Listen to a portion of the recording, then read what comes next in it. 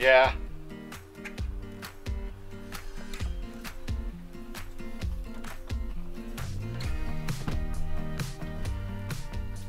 What? What do you need? Hey, can you help me? I have a little honey-do list.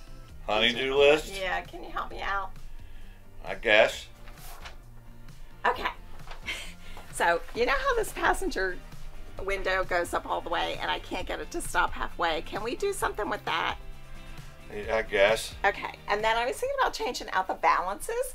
The valances. And if I change out the balances, I could reupholster the chairs too.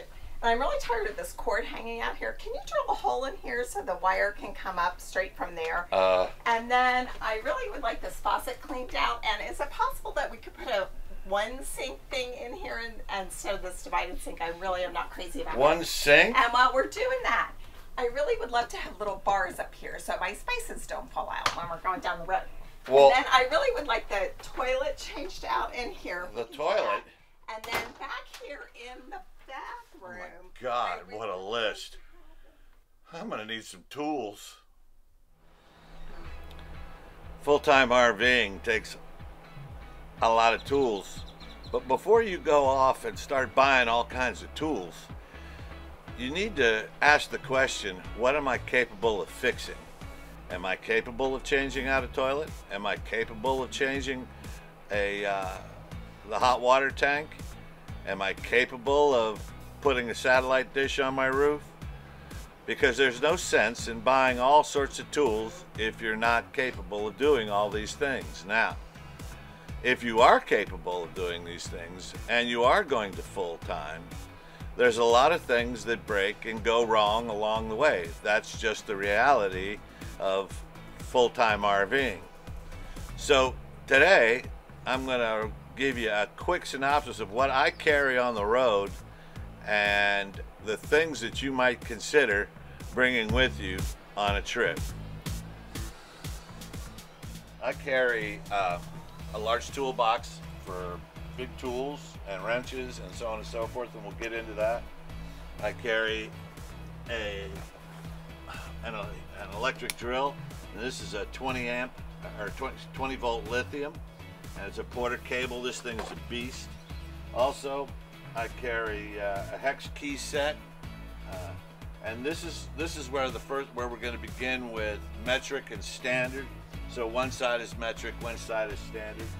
I carry a Viair, which is a little compressor that we use to fill the tires because we run 100 to 105 pounds. So that works great, and it's compact. It does a great job.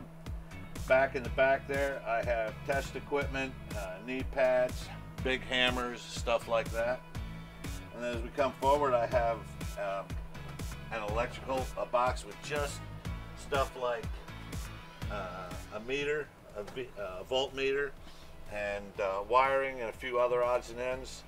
A socket bag, and then you can't see it, but I'll show it to you, is a box on the ground here that I put in this bay, and that is nothing but connectors and shrink tube and stuff like that.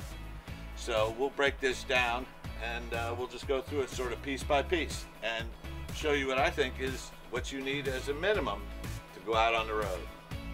In the big bag, it's mostly wrenches, large sockets, and specialty tools. So what I did, instead of just throwing wrenches in the bottom of the bag, I have two roll-ups. One is metric and one is standard, and I actually use both of them, and they're really nice. They keep things all separated, and you can roll them out, and then you've got all your wrenches right there in front of you. You can lay them down on the ground next to you where you're working, and you have your tools ready to go. And what I recommend is, I think it's good to have a box end wrench and an offset wrench. So these are offset wrenches, and this is a box end wrench. They're both, in this case, they're both 5/8. So that's a good thing to do it that way. And so again, you have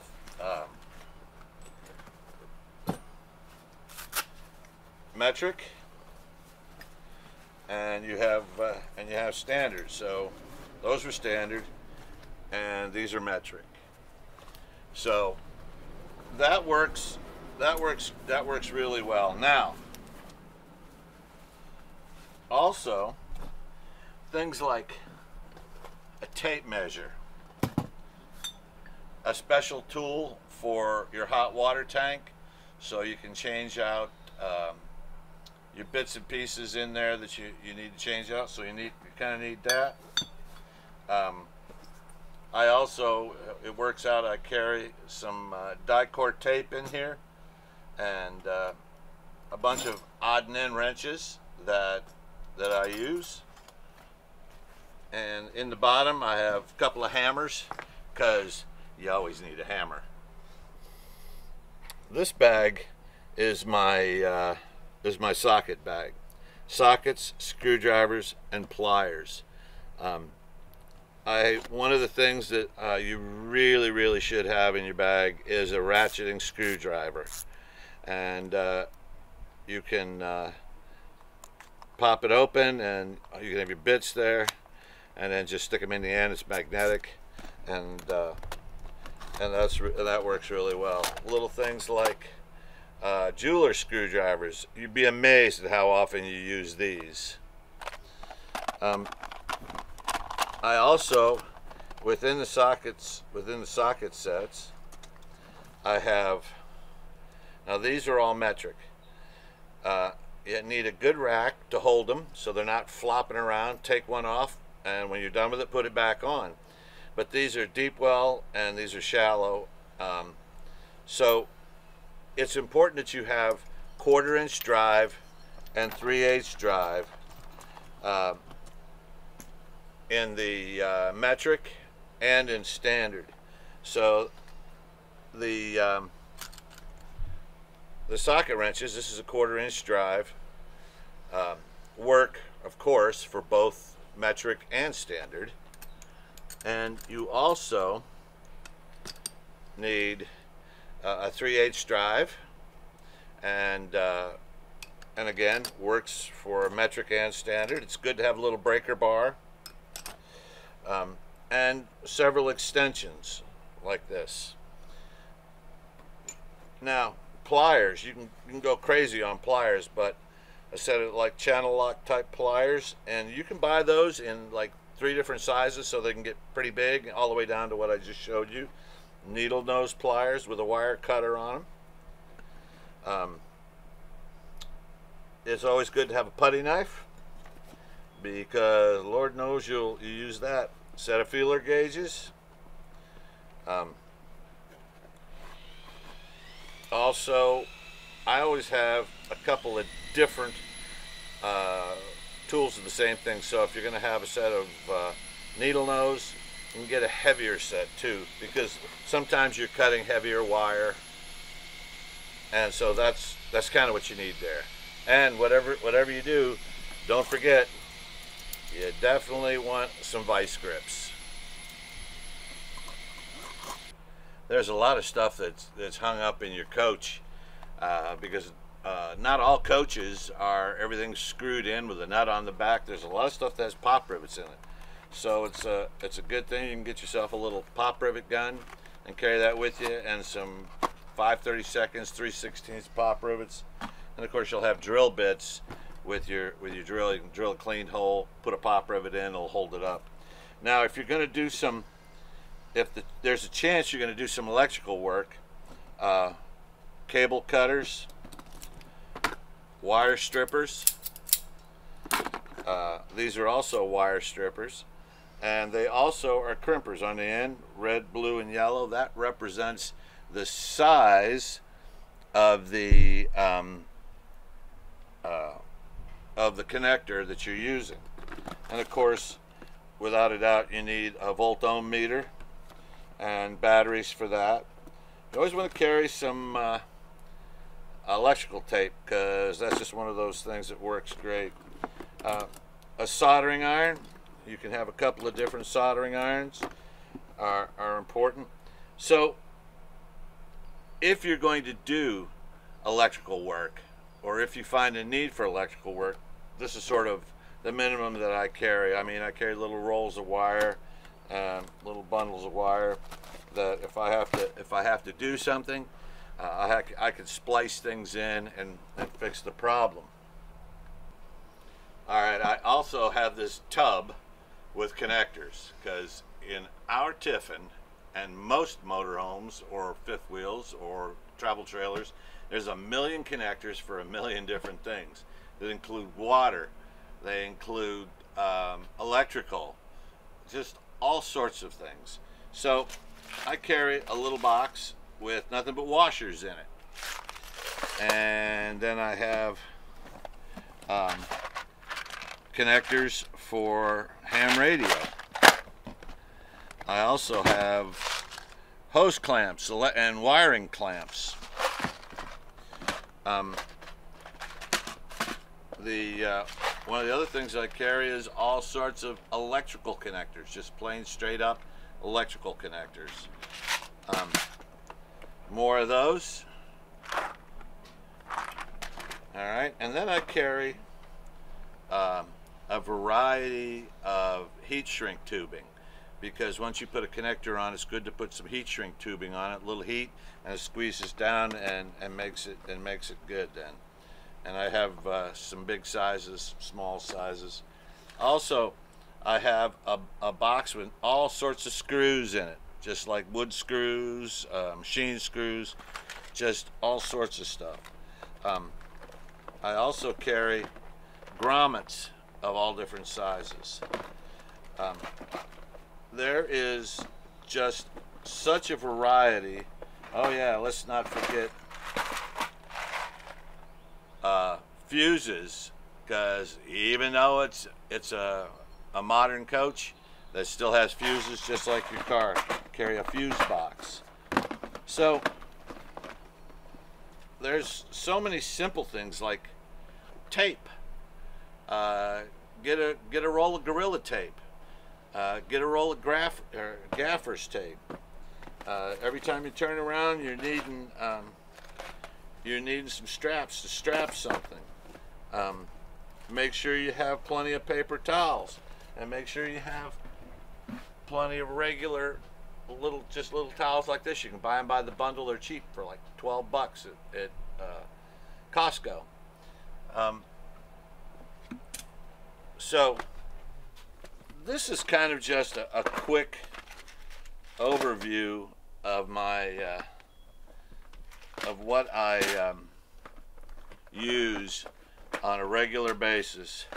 And there's also stuff like flashlights, headlights, gloves, a ladder.